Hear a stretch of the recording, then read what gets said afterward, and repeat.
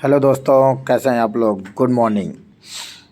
देखिए, हम अब सक्सेस कोचिंग शेखपुर, जंगीपुर, गाजीपुर, इनमें से कुछ क्लास 10th के रिलेटेड जो प्रश्न दिए गए हैं उनमें से कुछ 10 महत्वपूर्ण प्रश्नों की श्रृंखला आपके सामने प्रस्तुत की जा रही है। इनमें से कम 50% आपके पेपर में सवाल देखने को मिलेंगे, जिनमें से पहला प्रश्न आपके स्क्रीन पे है कि ऊष्माक्षेपी और ऊष्मा से शोषी अभिक्रियाएँ क्या हैं। तो इसको आपको लिखना है, तो इसका डिफिनीशन और या परिभाषा करके आप लिख सकते हैं।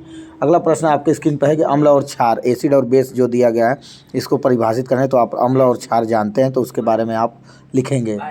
अगला जो प्रश्न है, प्रश्न नंबर 3, CH3 CH2 CHO का IUPAC नाम लिखना है। तो इसे आप अपने ढंग से कि क्या है, CHO कौन सा क्रियात्मक समूह है, तो उसको आप लिख पाएंगे। एल्डिहाइड है, कीटोन है कि एस्टर है, कार्बोक्सिलिक एसिड है, क्या है, उसे आप समझ करके लिखेंगे।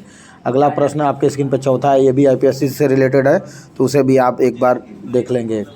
ये बहुत ही इंपॉर्टेंट प्रश्न है, जो श्रृंखला बनाई जा रही है, ये अब बहुत ही इंपॉर्टेंट प्रश्न है, आने वाले एग्जाम में बहुत ही उपयोगी साबित होगा।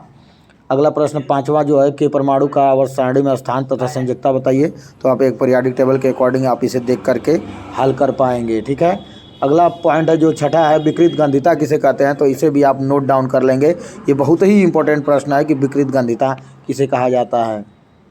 उसी प्रकार ओम के नियम को, तो ओम्स लॉ जो है उसको बहुत ही बेहतरीन तरीके से आप एक्सप्लेन करेंगे। उसका डायग्राम बना करके भी और आई में संबंध भी स्थापित करके इसे क्या करेंगे, लिखने का प्रयास करेंगे। वहीं पे आपको दिख रहा है स्क्रीन पे क्या, प्रश्न नंबर 8वां, फ्लेमिंग के बाएं हाथ के नियम को लिखिए।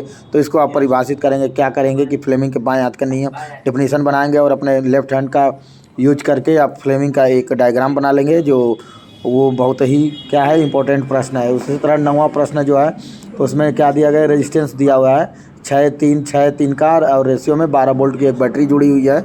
और जो 6-3-6-3 दिया हुआ है ओम में रहता है, रेजिस्टेंस होता है। तो उसका क्या करेंगे, आप करंट निकालेंगे, विद्युत निकालना, तो आप क्या करेंगे, उसे परिभाषित कर पाएंगे। ठीक है। वहीं अगला प्रश्न और आज का इस सेशन का जो इंपॉर्टेंट प्रश्नों की श्रृंखला है, उसका अंतिम प्रश्न है कि 1 किलोवाट घंटा को क्या करेंगे, परिभाषित करना है। तो आप बहुत बखूबी इसको क्या करेंगे, हल करने का प्रयास करेंगे। इसको नोट डाउन करेंगे, जो आने वाले एग्जाम में है उसमें बहुत ही कारीगर साबित होगा, लाभप्रद होगा। ठीक है। तो आज के लिए बस बच्चों इतना ही। Thank you.